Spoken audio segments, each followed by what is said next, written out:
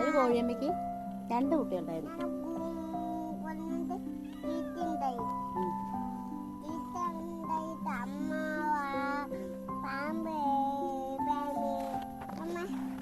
ഒരു കോഴിയമ്മയ്ക്ക് 2 കുട്ടി ഉണ്ടായിരുന്നു. അച്ചു പറയും, ഒരു കോഴിയമ്മയ്ക്ക് 2 കുട്ടി ഉണ്ടായിരുന്നു. ഒന്നിന്റെ പേര്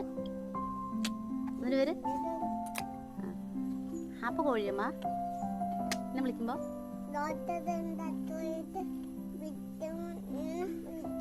എങ്ങനെ വിളിക്കുക?